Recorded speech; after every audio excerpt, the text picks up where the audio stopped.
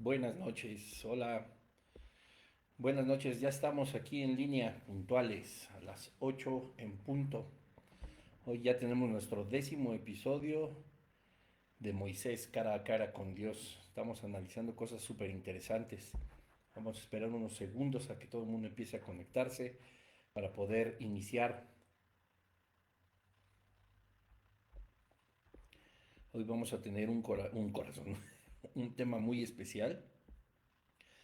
No solo por lo que vamos a aprender acerca de la palabra de Dios, sino también porque vamos a resolver o intentar resolver uno de los, bueno, yo no lo diría como uno de los dilemas eh, dentro de la palabra de Dios, que es que Dios endurece el corazón de Faraón, ¿verdad? Para muchos esto no puede ser como posible o se espantan sabiendo que pues Dios puede inclinar los corazones, pues por supuesto.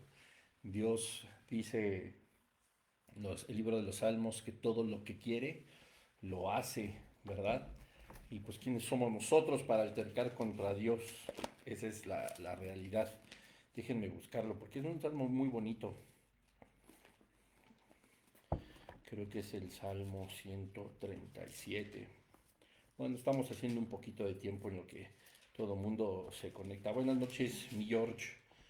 Estamos aquí ya viendo que ya hay algunos conectados. Si todo se oye bien, si todo está bien, pónganme un dedito arriba. Aquí está, Salmo 135, me falló por dos. Dice la palabra de Dios, porque yo sé que Jehová es grande y el Señor nuestro mayor que todos los dioses. Todo lo que Jehová quiere, lo hace. En los cielos y en la tierra y en los mares y en todos los abismos.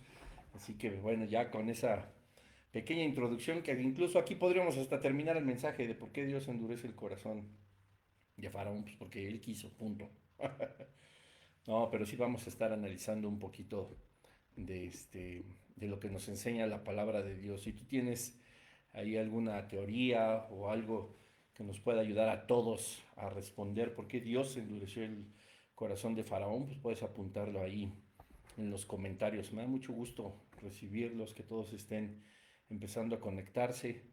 Gracias a Dios por sus vidas. Y bueno, vamos a orar para empezar con este estudio. Gracias, Padre, te damos en el nombre de Jesús por un lunes más, Señor, porque nos permites estar conectados en línea.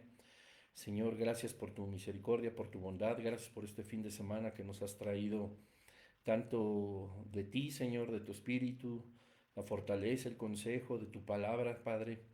Gracias, Señor, porque estás haciendo cambios importantes en tu iglesia.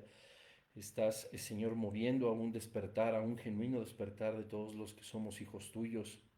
Y pues es hora, Señor, porque así como hablaremos de la libertad del pueblo de Israel, nosotros hemos sido llamados a libertad a través de tu Hijo Jesucristo, pero pues necesitamos encender nuestro fuego, necesitamos de ti, buscarte más, aprender más de ti, conocerte más a fondo, Señor, para poder cumplir tu voluntad y tus propósitos en nuestra vida, Padre. Queremos que tú, Señor, pongas en nosotros un fuego por aprender más de tu palabra, por estar más en comunión contigo, Señor.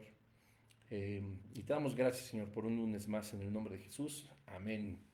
Amén. Aquí me están molestando mucho este reloj que ya lo voy a echar a la basura. Que me levante, que haga ejercicio. No, pues ahorita no puedo. Bienvenidos, ya se están conectando, ¿verdad? Cada vez más. Pues bueno, vamos a empezar. Hoy, como puedes ver, es el 10º episodio de la serie de Moisés cara a cara con Dios. Estamos avanzando. Hoy vamos a avanzar bastante en los versículos porque vamos a estar analizando justo el tema de hoy, que es Dios endurece el corazón de Faraón, y esto es una de las cosas más importantes o que más nos hemos preguntado, ¿verdad? O sea, ¿por qué Dios no simplemente extendió su mano poderosa y así como pudo endurecer el corazón de Faraón, pues ¿por qué no lo ablandó, ¿verdad? En lugar de endurecerlo, pues ablandarlo, pues para que simple y sencillamente ya dejara de ir al pueblo de Israel, de Egipto, liberarlos de la cautividad. Pero pues hay unas buenas razones por las cuales no fueron así, que vamos a estar analizando en esta noche. Así que pues vámonos a donde nos quedamos en el libro del Éxodo, en el versículo, perdón, en el capítulo eh, 5, ¿verdad? Y vamos a leer varios versículos y ahorita empezamos a platicar. Dice, em, déjenme ver si tomamos un poquito, no, desde el capítulo 5. Dice, después Moisés y Aarón entraron a la presencia de Faraón y le dijeron, Jehová, el Dios de Israel, dice así, deja ir a mi pueblo a celebrar mi fiesta en el desierto. Y Faraón respondió, ¿quién es Jehová para que yo oiga su voz y deje ir a Israel? Yo no conozco a Jehová ni tampoco dejaré ir a Israel. Y ellos dijeron, el Dios de los hebreos nos ha encontrado. Iremos pues ahora camino de 3 días por el desierto y ofreceremos sacrificios a Jehová nuestro Dios, para que no venga sobre nosotros con peste o con espada. Entonces el rey de Egipto, o sea, Faraón, les dijo, Moisés y Aarón, ¿por qué hacéis cesar el pueblo de su trabajo? Volved a vuestras tareas. Dijo también Faraón, he aquí el pueblo de tierra es ahora mucho y vosotros les hacéis cesar de sus tareas. Y sigue adelante, ¿verdad? Como lo vimos en el episodio anterior, hablando de justamente cómo Faraón se enoja y trata de, pues de cargarles más la mano, ¿verdad? Al pueblo de Israel, al pueblo de Dios, tanto que los manda a buscar paja y ellos tratan de encontrar lo que puedan para seguir cumpliendo con sus tareas. Igual los capataces, los jefes de cuadrilla iban delante de Faraón y diciendo, oye, pues tú nos pides cuentas a nosotros y pues estos cuates no están, no pueden, no, no, pues no me interesa, van a tener que seguir haciendo los mismos ladrillos, van a tener que seguir haciendo sus mismas tareas y cada vez se los puso más difíciles y así. En el versículo 20 de Éxodo 5 no, leemos, y encontrando a Moisés y a Aarón que estaban a la vista de ellos cuando salía de la presencia de Faraón, le dijeron, mire Jehová sobre vosotros y juzgue, pues nos habéis hecho abominables delante de Faraón y de sus siervos, poniéndoles la espada en la mano para que nos maten. Entonces, esto lo analizamos al final del episodio anterior. Moisés se volvió a Jehová y dijo, Señor, ¿por qué afliges a este pueblo? ¿Para qué me enviaste si después que yo vine de Faraón para hablarle en tu nombre ha afligido a este pueblo y tú no has liberado a tu pueblo? Dice el capítulo 6, Jehová respondió a Moisés y le dio todas las razones, ¿verdad? Analizamos que le dijo al menos tres veces, que él era Jehová y que deberíamos de confiar en su nombre. Una vez más en el versículo 11 le dice, entra y habla a Faraón, rey de Egipto, que deje ir de su tierra a los hijos de Israel. Y respondió Moisés delante de Jehová, aquí los hijos de Israel no me escuchan. ¿Cómo pues me escuchará Faraón siendo yo torpe de labios? Y habíamos platicado también de esto. Entonces Jehová habló a Moisés y a Aarón y les dio mandamiento para los hijos de Israel y para Faraón, rey de Egipto, para que sacasen a los hijos de Israel de la tierra de Egipto. Entonces, estos son los jefes de las familias de sus padres, los hijos de Rubén. No me lo voy a saltar toda la cantidad de nombres porque no sea importante, porque yo considere que no tenga importancia. En realidad la tiene. Pero para enfocarnos de una forma más exacta al tema de hoy, como lo dijimos desde el inicio de la serie, no vamos a analizar versículo por versículo, sino los elementos importantes acerca de la relación de Moisés cara a cara con Dios. Pero seguimos adelante. Eh, Nos vamos hasta el versículo del capítulo 6 del libro de Éxodo, al versículo 27, donde dice, estos son los que hablaron a Faraón, rey de Egipto, para sacar de Egipto a los hijos de Israel. Moisés y Aarón fueron estos. Cuando Jehová habló a Moisés en la tierra de Egipto, entonces Jehová habló a Moisés diciendo, una vez más, yo soy Jehová, di a Faraón, rey de Egipto, todas las cosas que yo te digo a ti. Y Moisés respondió delante de Jehová, he aquí yo soy torpe de labios, ¿cómo pues me ha de oír Faraón? Jehová dijo a Moisés, mira, yo te he constituido Dios para Faraón y tu hermano Aarón será tu profeta, Dios con D minúscula, para que no digan una vez más como les decía que, no, que Moisés era un Dios, etcétera.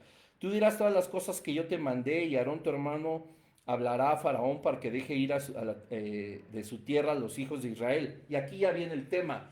Versículo 31, yo endureceré el corazón de Faraón y multiplicaré en la tierra de Egipto mis señales y mis maravillas. Y Faraón no os oirá, mas yo pondré mi mano sobre Egipto y sacaré a mis ejércitos, mi pueblo, los hijos de Israel, de la tierra de Egipto con grandes juicios.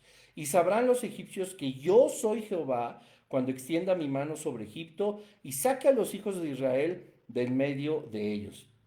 E hizo Moisés y Aarón como Jehová les mandó. Así hicieron. Era Moisés de edad de 80 años y Aarón de una edad de 83 cuando hablaron a Faraón. Y bueno, aquí vamos ahora sí a empezar el estudio de hoy. Pero quiero que notes algo que es súper interesante.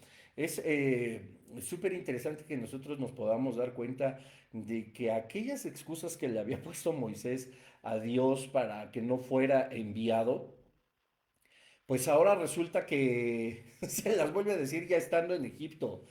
Entonces yo te he hablado de la infinita paciencia de nuestro Señor, de la misericordia que tiene y de lo comprensivo que se vuelve a pesar de tener unos planes tan imponentes, tan fuertes, ¿verdad? Tan increíbles como los tiene en este caso para Moisés y como los tuvo para todos los personajes bíblicos y como los tiene para cada uno de nosotros.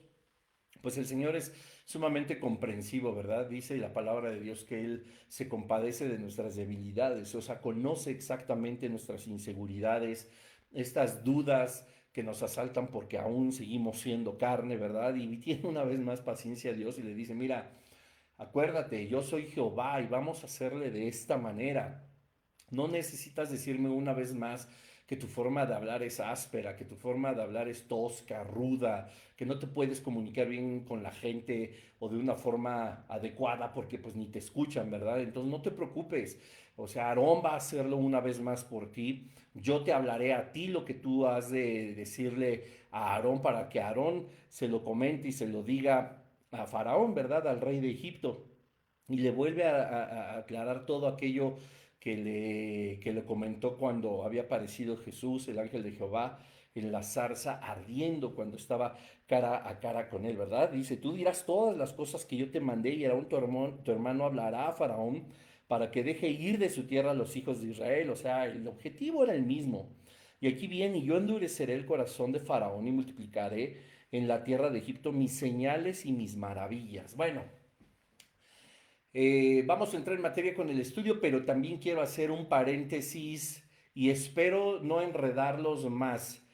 Eh, Surgen preguntas y cuando conocemos algo de historia o nos enfocamos en los hechos bíblicos históricos, es importante, familia, que aprendan historia, ¿verdad? Y más la historia que envuelve todos los sucesos bíblicos. Y para aprender historia bíblica podemos fortalecer nuestro conocimiento con la historia, que son de textos escritos, estudios, investigaciones extrabíblicos. Entonces, una de las preguntas que surgen normalmente en este tipo de estudios es, y bueno, en realidad, ¿quién era el faraón al que se enfrentó Aarón y Moisés, o Moisés y Aarón?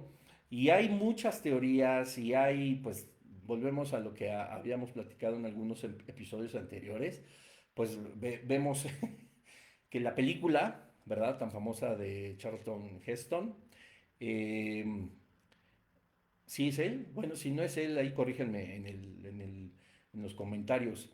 Bueno, la ganadora de tantos Oscars, la que dura como 4 horas, que está maravillosa, preciosa, véanla siempre, pues habla que Faraón al que se enfrenta Moisés pues es Ramsés II, ¿verdad?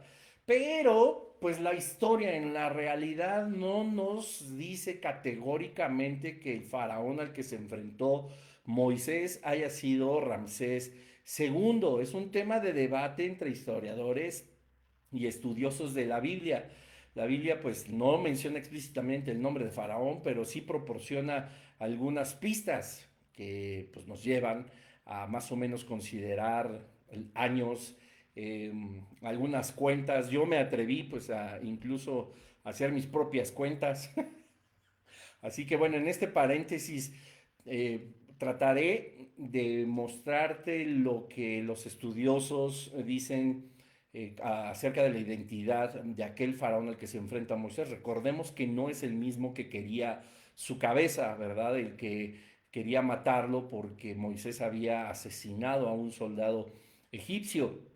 No me voy a meter con el nombre de ese faraón, pero sí me voy a tratar de acercar un poco a quién era el faraón al que se enfrentó Moisés. Entonces, algunos dicen que es Ramsés II, que estuvo como faraón y nació en el 1279 al 1213. Todo es antes de Cristo, ¿verdad? Se basa esto en la cronología de los reinados de los faraones y la salida aproximada del pueblo de Israel de Egipto.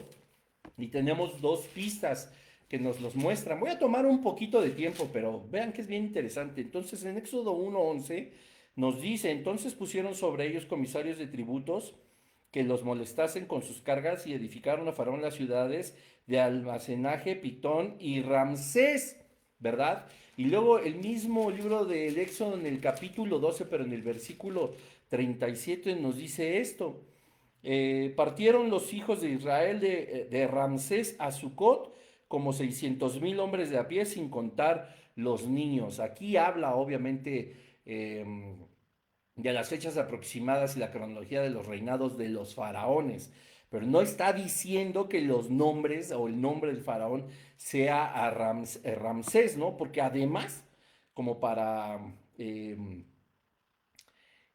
como para ejemplificarlo un poco más o para tener un poco más de peso, nunca además dice que sea Ramsés segundo, ¿verdad? Siempre habla del lugar Ramsés, Israel de Ramsés a Sucot, ¿verdad? Partieron los hijos de Israel de Ramsés a Sucot. Ramsés segundo no fue hijo de Ramsés primero. Ramsés, el primer Ramsés, estuvo muchísimos siglos antes que Ramsés segundo.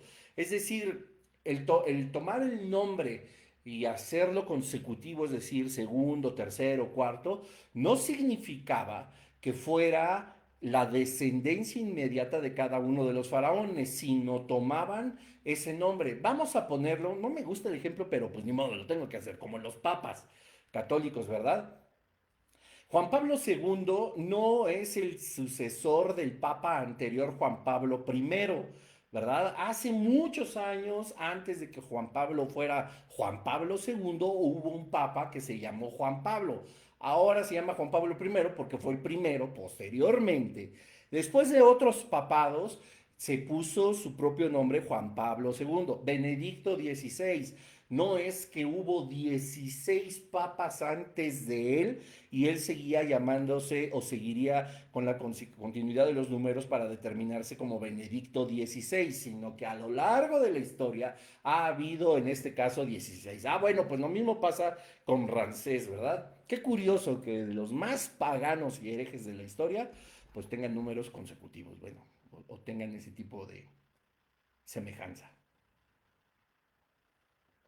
Bueno, otro de los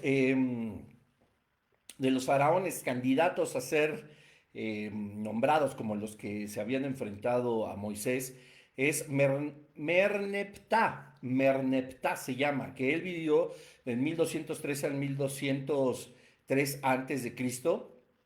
Era el hijo de Ramsés II y que fue el faraón que enfrentó a Moisés. Ven, o sea, a lo mejor Merneptah se hubiera llamado Ramsés III, pero no, no había continuidad, no había el ser,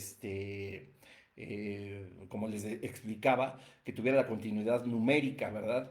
Y quiero corregir una fe de ratas. Dije que vivió del 1203 al 1203. No, fue faraón del 1213 a 1203.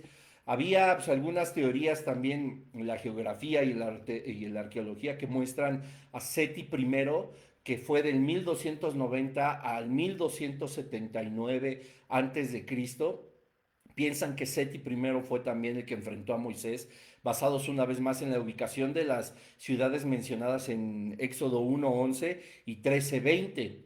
La fecha exacta de la liberación del pueblo de Dios por Moisés pues, sigue siendo también un debate, lo que nos haría más o menos pues calcular los días que estuvieron o los años que estuvieron cautivos para poder cuadrar obviamente los años, ¿verdad? Que los que estuvieron como reyes de Egipto, al menos estos tres faraones. Dice la Biblia, perdón y disculpen ustedes, en Éxodo 12, capítulo 12, versículos 40 al 42, se los voy a leer. El tiempo que los hijos de Israel habitaron Egipto fue 430 años, y pasados los 430 años, en el mismo día todas las huestes de Jehová salieron de la tierra de Egipto. Es noche de guardar para Jehová por haberlo sacado en ella de la tierra de Egipto. Esta noche debería guardarla para Jehová todos los hijos de Israel en sus generaciones. Pues aquí nos habla obviamente de cómo se celebraba la Pascua, cuando eran ya pues finalmente libres, pero habla el versículo 40 que fueron 430 años. Ahora, basado justamente en esta cantidad de años y poniendo pues un poco más en contexto cómo inicia el libro del Éxodo, y quiero leérselos, dice en el versículo 5 del capítulo 1, todas las personas que le nacieron a Jacob fueron 70 y José estaba en Egipto. Y murió José y todos sus hermanos y toda aquella generación, ¿verdad? O sea, está hablando, estos son los nombres de los hijos de Israel que entraron en Egipto en el versículo 1. Con Jacob cada uno entró con su familia. A partir de ahí, dice la palabra de Dios en el versículo 40 del capítulo 12 de Éxodo que el tiempo que los hijos de Israel habitaron en Egipto fue 430 años, ¿verdad? El cautiverio de los 400 años. Nos muestra el capítulo 1, pues que las personas que nacieron cuando José estaba en Egipto, fueron obviamente creciendo y murió José y todas sus hermanas y toda aquella generación. Hay algunos estudios que hablan acerca de las generaciones, de cuánto dura. Y hay teorías en que cada generación cambia cada 24 años, cada 28. Es alrededor de eso cuando van cambiando las generaciones. Las generaciones no se dan de un padre a un hijo, una generación, de ese hijo al nieto, otra generación. Se pueden decir que son generaciones como, pues por descendencia, pero hablando de generación en un contexto global, es decir, como por una etapa de gobierno, de madurez, de todas las áreas, se habla que es entre 24 a 28 años, probablemente 25, 26. Entonces los números aquí me llamaron mucho la atención porque yo dije, a ver, bueno, si la Biblia nos enseña en qué año estuvo José, más o menos, obvio, les repito, todos son cálculos aproximados. Y dice la palabra de Dios que desde que estuvo José en Egipto hasta que fueron libertados fueron 430 años. Entonces yo me di a la tarea, por supuesto, de calcular más o menos, ¿verdad? Hay muchos faraones, hay muchas historias, hay demasiada información acerca del antiguo Egipto, pero si tomamos en cuenta el faraón que fue quien le dio poder a José en Egipto, pues tendríamos que regresarnos al menos esos 300, 430 a 450 años, ¿verdad? De la liberación del pueblo. No nos dice la Biblia en qué momento exacto del reinado de este faraón lo puso sobre Egipto y cuánto tiempo pasó en que fueran muriendo esta generación. Pero te repito, esa generación, la de Jacob, pues obviamente él era el padre de ellos, pues tuvo que morir mucho antes y después murió José, quizá la siguiente generación o quizá dos después. Repito por tercera vez, esto solo es un cálculo, pero investigando en la historia, el faraón que puso a José sobre todo Egipto es Sestrosis primero, que estuvo en el 1961 a 1915 antes de Cristo.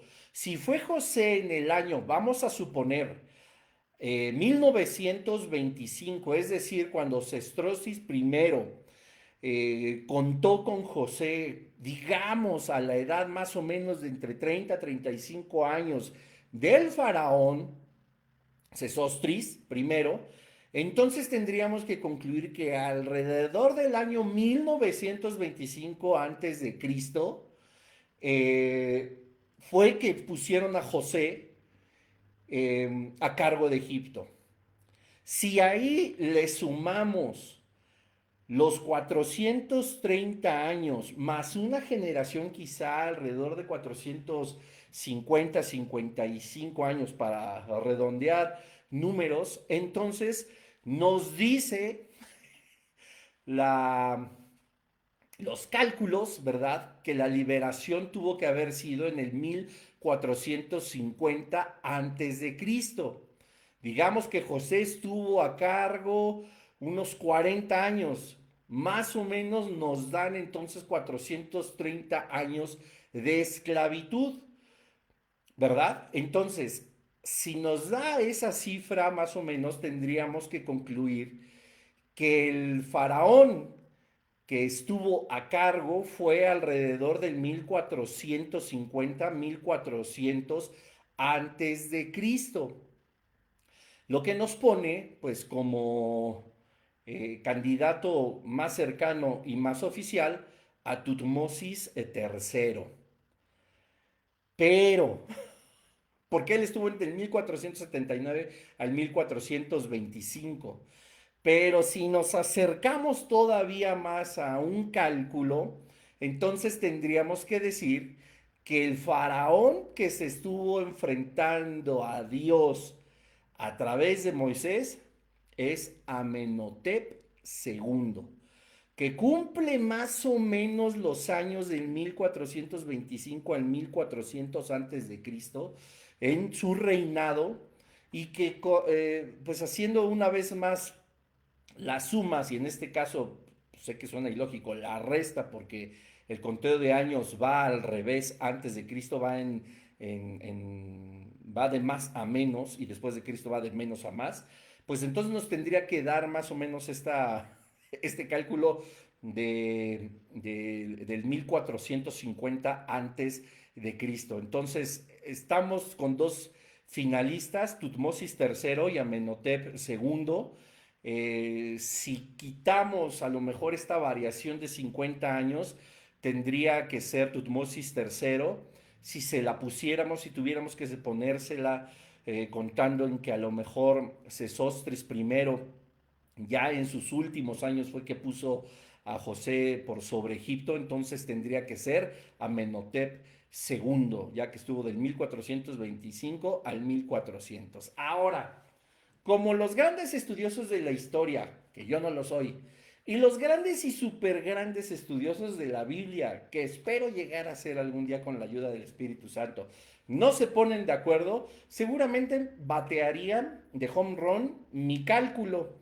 Pero sí encontré algo muy interesante que me ayuda a mí a calcular más o menos estos años, que es pues quien puso a José por sobre las cosas de todo Egipto, ya que José fue el que trajo al pueblo de Israel a morar en Egipto. Y si nos damos a la tarea de encontrar en Éxodo 12, capítulo 12, versículo 40, que el tiempo de Egipto fueron 430 años, pero no dice de esclavitud, sino que habitaron, tendríamos entonces forzosamente que hacer este cálculo desde que Faraón puso a José por sobre todo Egipto y llegó Israel junto con sus hermanos, Jacob. Desde ahí tendríamos que contar los 430 años para que cuadrara el año de la liberación del pueblo de Israel de Egipto, ¿verdad? Entonces, pues vuelvo a lo mismo, según mis cálculos y lo que traté más fielmente de estudiar, y tampoco es que sea tan bueno en las matemáticas, pues sí, Ramsés II, que es el famoso de la película y uno de los faraones más imponentes, pues no fue el que se enfrentó a Moisés, ¿verdad? Fue más bien Tutmosis III y mucho más allegado a Amenhotep II. Bueno, aquí acabamos algo de historia. Que a mí algo que se me hace bien interesante, que no menciona la Biblia, pero pues entendiendo el contexto de Egipto, ya les he recomendado la serie que está en National Geographic acerca de Egipto. Hay dos series importantísimas, muy buenas, muy reales. Tienen algunos datos bien exagerados y bueno, ya saben cómo son. Y nunca le van a dar el beneficio de la razón a la Biblia. Es más, nunca dicen antes de Cristo o después de Cristo, sino dicen de la época actual o la época anterior, etcétera. Pero de acuerdo a los descubrimientos de los egiptólogos más prominentes en el mundo, pues han datado muy bien los años de los reinados de los faraones. Entonces, pues es tan padre notar que la Biblia pues tiene tiene esos datos, ¿verdad? Aún, qué maravilla Dios, aún sin mencionar nombres, o sea, está todo tal cual. Entonces, por eso los cálculos no pueden ser tan equivocados. Y más importante, y yo quería comentárselos, esto sí ya más a título personal, es que pues cuando llegó José, cuando lo puso Faraón sobre Egipto, cuando llega Jacob, toda su descendencia, cuando muere esta generación, es decir, cuando Israel está ya en Egipto, cuando el pueblo de Dios, desde José, pues nos hablan, ¿verdad? En la esclavitud, etcétera, de todo lo que tenían que estar construyendo y vemos las grandes ciudades que se seguían construyendo. Esta misma serie habla acerca de lo que construían estos faraones que hemos mencionado y todo el mundo estaba pues tratando de construir su mausoleo, su tumba que trascendiera a lo eterno, etcétera, con todas las ideas espirituales egipcias. Pero no sé si tú, pero yo no me había puesto a pensar que cuando José estaba en Egipto, cuando lo habían vendido los hermanos, cuando pasó lo de Potifar, cuando pasó absolutamente todo, las pirámides de Keops, Kefren y Miserino, que son las tres pirámides más prominentes de Egipto, o sea, ya tenían más de 1000 años construidas. O sea, para que nos demos cuenta también del poder de Egipto y de esta cultura tan imponente que fue en aquellos días, que pues el pueblo de Dios seguía haciendo lo que miles o cientos y cientos de años antes ya hacían otro tipo de esclavos, que muy posiblemente eran egipcios, ¿verdad? Eran quizá los de menor condición o los de más baja condición, quizá los de las tribus circunvecinas, es decir, había una esclavitud desde hace muchísimo tiempo. Cuando llega José, estas tres pirámides y muchas más, échate las series que te recomiendo, te vas a dar cuenta que hay muchísimas más, ya estaban construidas, tenían siglos ya de construcción, entonces, pues imagínate las tareas que tenía el pueblo de Dios y peor pues cuando le quitan obviamente la forma de hacerlas de una manera más sencilla, se los complicó horrible Faraón. Pero bueno, ahora sí, después de todo este preámbulo histórico que a mí me encanta la historia, me apasiona y me hace pensar muchas cosas y me hace admirar todavía más la palabra de Dios, pues vamos a Éxodo 7, versículo 3 y dice Dios, y yo endureceré el corazón de Faraón y multiplicaré en la tierra de Egipto mis señales y mis maravillas. Una pregunta súper profunda. ¿Por qué Dios, como te decía en un inicio, endurece el corazón de Faraón? Ya ponle el nombre que quieras y si te quieres quedar con el de la película, pues ponle Ramsés II.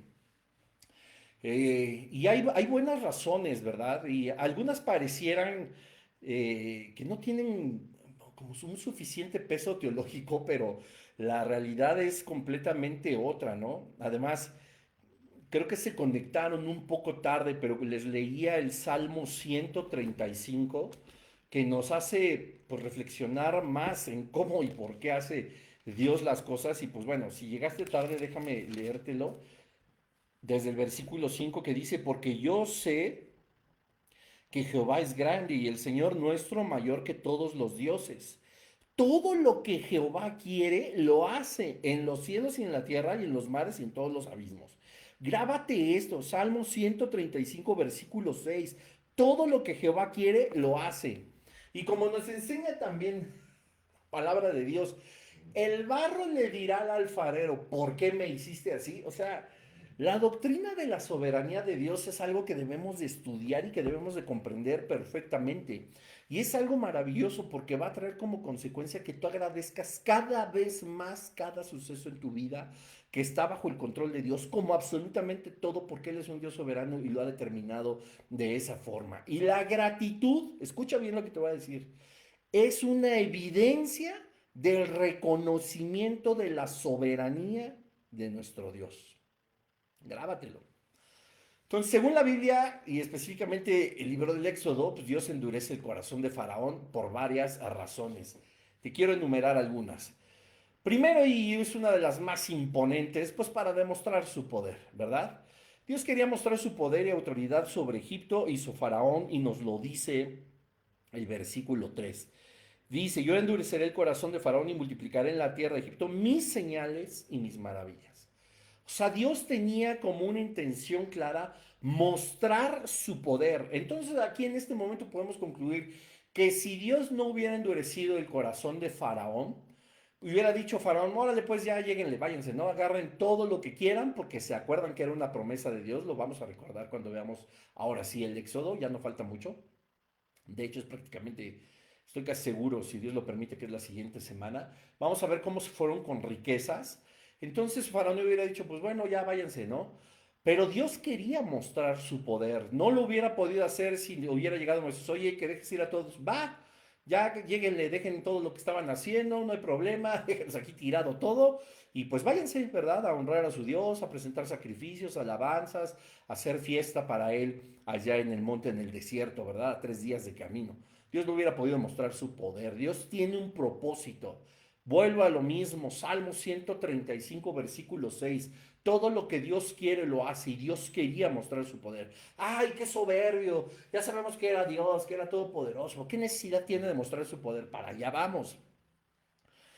Dice el texto, al endurecer el corazón de Faraón, Dios mostró que era más poderoso que cualquier rey o dios pagano. El testimonio que Dios da de sí mismo, pareciera que pudiéramos cuestionarlo y decir, "Oh, Dios no necesita dar testimonio, Él es quien es.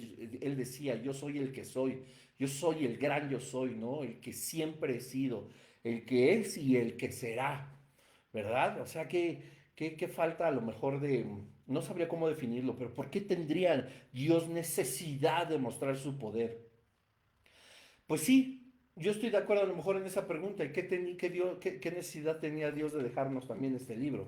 ¿Qué necesidad tenía Dios también de mandar a su Hijo unigénito a morir por cada uno de nosotros, ¿verdad? Y hacer salvos a aquellos que lo recibieran, como nos enseña la palabra, ¿verdad? Dios quería demostrar su grandiosidad y su poder y que no había otro rey ni Dios como Él, justamente para que todo mundo se volviera a Él. Juan 3:16 cuando dice, de tal manera amó Dios al mundo que mandó a su Hijo unigénito para todo aquel que en Él creyera no se perdiera, mas tenga la vida eterna.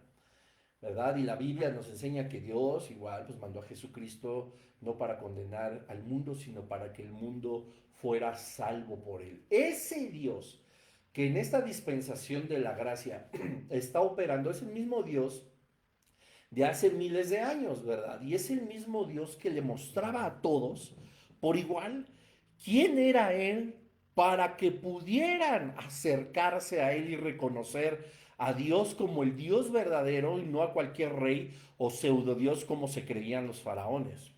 Recordemos cuando estudiamos Elías y Eliseo, los profetas de fuego, cómo mostraba Dios su poder sin tener necesidad, con él chasquear los dedos hubiera podido hacer absolutamente todo, pero mostraba tal poder y Elías clamaba y les hacía ver a la gente cómo se manifestaba el poder de Dios para que reconocieran que Dios era Dios. No tenía absolutamente otra razón, sino Dios ha amado tanto a su creación, a pesar del paganismo, a pesar de las herejías, a pesar de los conflictos, a pesar de nosotros mismos, Dios ama a su creación y siempre ha proveído los métodos para que podamos reconciliarlos con Él. Y esa es una de las grandes maravillas de nuestro Dios y que tenemos que entender que por eso también el Señor quería mostrar su poder. Ya había mostrado el reino de las tinieblas su poder a través de los reyes y dioses paganos, y por eso la gente creía en ellos. Y por eso las enfermedades mentales que producían los faraones y en los emperadores romanos y en los pseudo dioses griegos y en todas las grandes civilizaciones y grandes culturas se han sentido dioses, han tenido como aprendimos, fíjense, este fin de semana en nuestro lugar de reunión que se llama el espíritu de Lucifer, aquellos que querían subir al trono de Dios, ser como Dios, creerse dioses y apartar al Dios verdadero.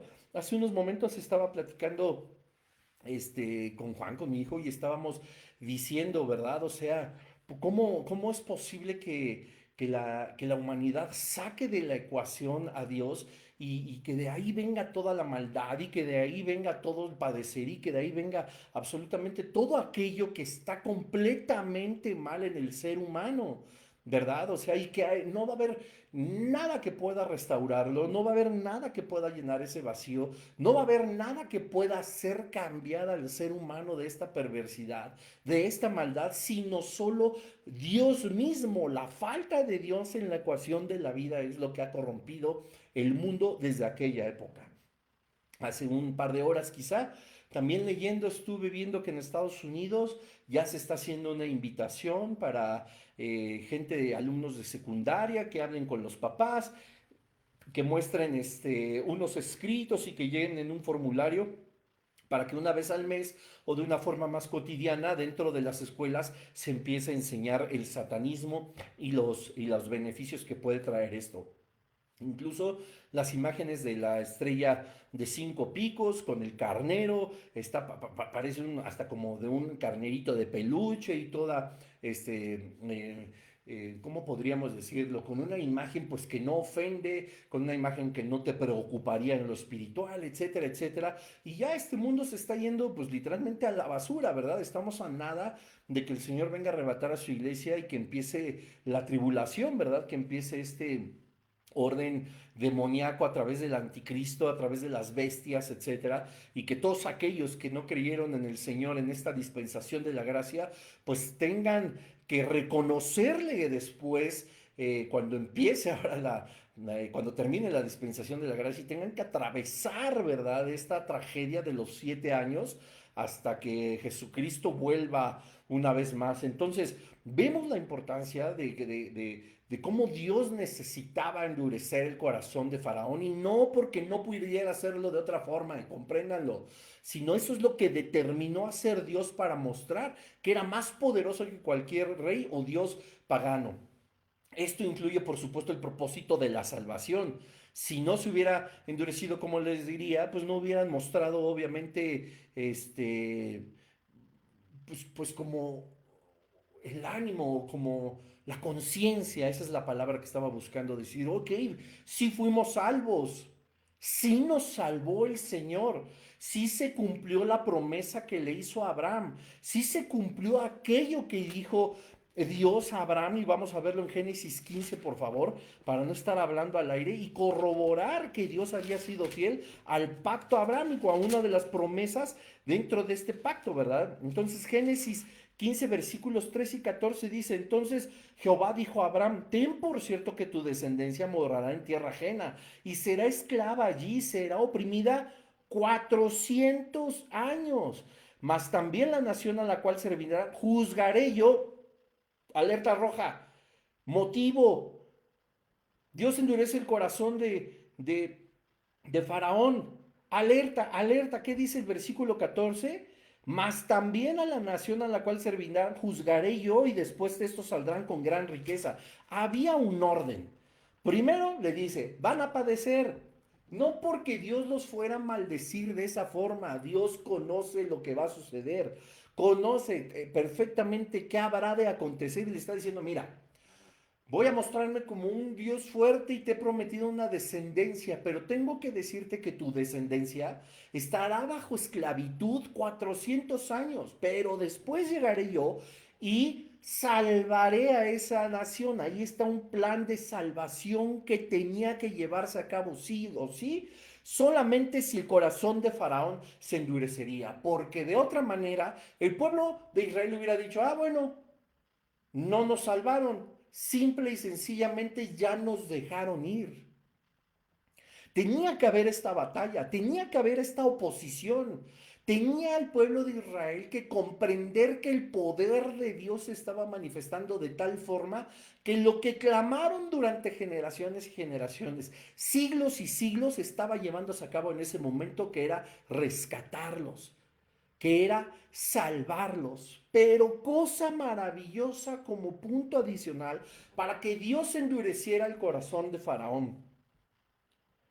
Y para mí este es el más importante, además Vuelvo de que los israelitas sobre todo y todo el mundo reconocieran a Dios como su libertador, que sí hubo una salvación y un cumplimiento de la promesa para que se convirtieran verdaderamente en los que dudaban. ¿Se acuerdan que había diferentes señales? Porque iban a dudar y Dios les dio tres señales, primero al pueblo, a los ancianos y después a Faraón le tenía que endurecer justamente para mostrar su poder y que los israelitas reaccionaran y reconocieran a Dios. Pero el punto más maravilloso y que esto tiene que servirte,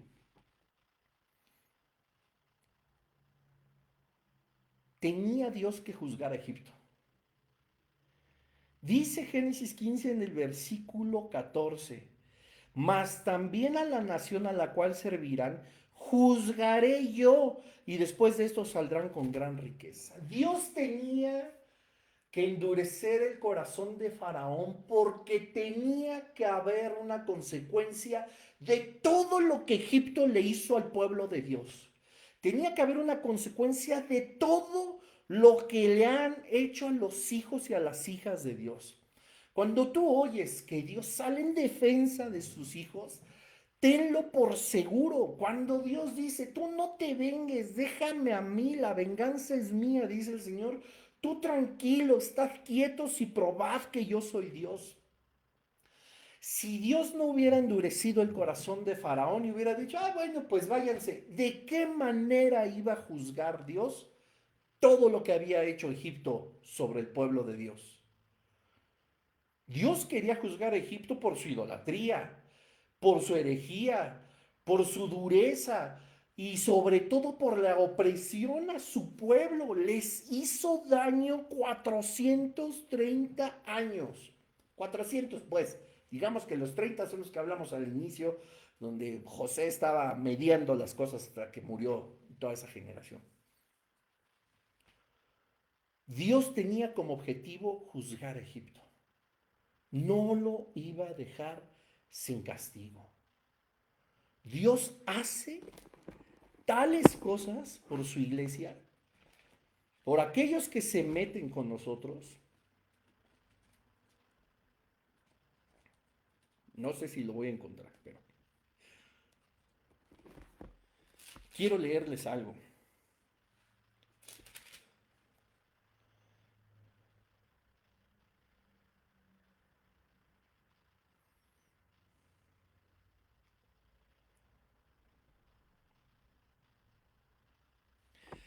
Salmo 18. Este es uno de mis salmos favoritos. Yo siempre cuando he tratado de compartirlo y como en este momento te lo diré, Dios es capaz de hacer tal cosa. Imagínense, el versículo de Génesis 15 que dice es que tienen que pagar. Esto no se queda así. Afectaron a mis hijos, afectaron a mi pueblo. Dice el Salmo 18, lo voy a leer, no es todo, pero entremos en contexto. Te amo, oh Jehová, fortaleza mía. Alabanza y reconocimiento de la majestad de Dios. Jehová, roca mía y castillo mío y mi libertador. Dios mío, fortaleza mía, en él confiaré. Mi escudo y la fuerza de mi salvación, mi alto refugio. Aquí viene. Invocaré a Jehová, quien es digno de ser alabado, y seré salvo de mis enemigos. 400 años el pueblo de Israel clamando. Me rodearon ligaduras de muerte y torrentes de perversidad me atemorizaron. Ligaduras del Seol me rodearon, me tendieron lazos de muerte. En mi angustia invoqué a Jehová y clamé a mi Dios. Él oyó mi voz desde su templo. Y mi clamor llegó delante de él a sus oídos.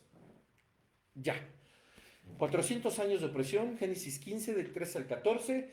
El 14 nos dice, voy a liberarlos y aparte voy a juzgar al pueblo egipcio. Necesito endurecer el corazón de Faraón para que se niegue y yo tenga la oportunidad de mostrar mi verdadero poder. Para mostrar mi poder, para que vean que soy el único Dios, para que vean que mi plan de salvación es algo que prometí que estoy haciendo y lo reconozcan. para que el endurecimiento de corazón trajera, quiero decirlo de esta manera, esta consecuencia, tenía Dios que actuar de esa forma. Y es justo, o sea, me parece justo. Estoy seguro que mis palabras no alcanzan a hacerte a comprender lo que vivió el pueblo de Israel. Quizá ni la película, pero oro para que el Espíritu Santo de Dios nos pueda mostrar, aunque sea una pequeña parte del sufrimiento y la angustia de este pueblo y cómo clamaban décadas tras décadas, siglo tras siglo, sin perder la fe, que incluso ya hablamos en un episodio anterior. Y esto es para ti y para mí en estas horas también, en estos días. Clama al Señor. Él escucha nuestras oraciones. Él no está sordo, solo está esperando el momento de actuar conforme a su propósito y a su voluntad, y nos toca a nosotros confiar en Él. Nos toca a nosotros esperar justamente en Dios. Dice David, me rodearon ligaduras de muerte y torrentes de perversidad me atemorizaron. Ligaduras del Seol me rodearon, me tendieron lazos de muerte. Pero aquí es lo que hacemos tú y yo todo el tiempo. En mi angustia invoqué a Jehová y clamé a mi Dios. Él oyó mi voz desde su templo y mi clamor llegó delante de él a sus oídos. Dios nos ha escuchado y mira lo que es capaz, como siempre lo digo, de hacer Dios por ti, por mí. Y lo hizo por Israel y por eso endureció el corazón de Faraón. La tierra fue conmovida y tembló. Se conmovieron los cimientos de los montes y se estremecieron porque se indignó él. Humo subió de su nariz y de su boca fuego consumidor. Carbones fueron por él encendidos. Inclinó los cielos y descendió. Y había densas tinieblas debajo de sus pies. Cabalgó sobre un querubín y voló. Voló sobre las alas del viento. Puso tinieblas por su escondedero, por cortina suya alrededor de sí, oscuridad de aguas, nubes de los cielos. Por el resplandor de su presencia, sus nubes pasaron, granizo y carbones ardientes. Tronó en los cielos Jehová y el Altísimo dio su voz, granizo y carbones de fuego. Envió sus saetas y los dispersó, lanzó relámpagos y los destruyó. Entonces aparecieron los abismos de las aguas y quedaron al descubierto los cimientos del mundo. A tu reprensión, oh Jehová, por el soplo de aliento de tu nariz. Envió desde lo alto, me tomó, me sacó de las muchas aguas, me libró de mi poderoso enemigo y de los que me aborrecían, pues eran más fuertes que yo. Me asaltaron en el día de mi quebranto, mas Jehová fue mi apoyo. Me sacó al lugar espacioso, me libró porque se agradó de mí. Jehová me ha premiado conforme a mi justicia, conforme a la limpieza de mis manos me ha recompensado. Porque yo he guardado los caminos de Jehová y no me aparté impíamente de mi Dios. Exactamente lo que hizo el pueblo de Israel.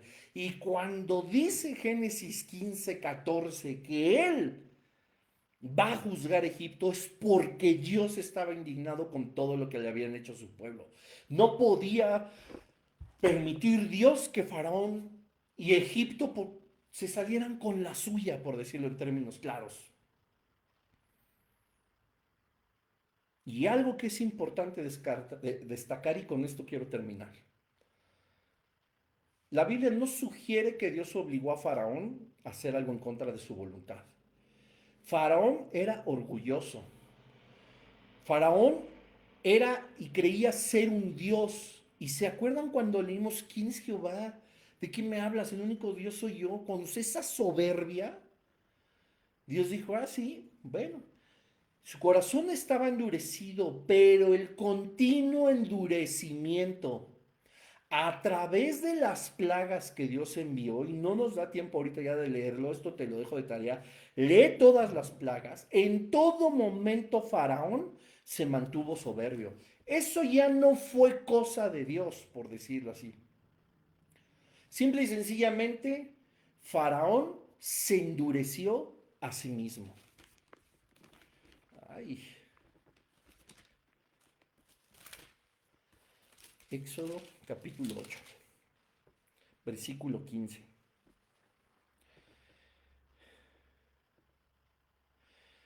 Bueno, vienen aquí las plagas de los piojos, dice el 13, e hizo Jehová conforme a la palabra de Moisés, y murieron las ranas de las casas, de los cortijos, de los campos, y las juntaron en montones y apestaba la tierra. Versículo 15, pero viendo Faraón que le habían dado reposo, endureció su corazón y no los escuchó como Jehová lo había dicho.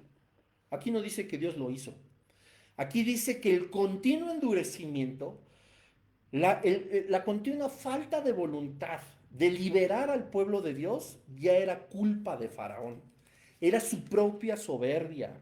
Dice del mismo capítulo 8, pero ahora en el versículo 30, no, déjenme ver, 32. Desde el 31 o 30. Entonces Moisés salió de la presencia de Faraón y oró a Jehová. Y Jehová hizo conforme a la palabra de Moisés y quitó todas aquellas moscas, la plaga de las moscas de Faraón, de sus siervos, de su pueblo, sin que quedara una. Entonces va y le pregunta vez más, ¿no? ¿Qué onda los vas a liberar? Mas Faraón, que dice, endureció aún esta vez su corazón y no dejó ir al pueblo. Una vez más, no quiso hacerlo. Y más adelante, en el versículo 9, con la plaga y de las úlceras y todo eso. Versículo 15 del capítulo 9, porque ahora yo extenderé mi mano para herirte a ti y a tu pueblo de plaga, y serás quitado de la tierra, y a la verdad yo te he puesto para mostrar en ti mi poder. Ahí está Dios hablando, he puesto esto para mostrar en ti mi poder, y para que mi nombre sea anunciado en toda la tierra. ¿Todavía te ensoberbeces contra mi pueblo para no dejarlos ir? O sea, terco, esto ya no era cosa de Dios. Y así se la pasó. La soberanía de Dios y el libre albedrío no son cosas que están peleadas. Y hay acciones que para nosotros nos pueden parecer incomprensibles o quizás podríamos incluso decir que son injustas. Pero Dios sabe por qué hace las cosas y por qué quiere hacerlas. Y a nosotros nos toca, evidentemente, reconocer esa soberanía de la que te hablaba hace rato y humillarnos y ser humildes.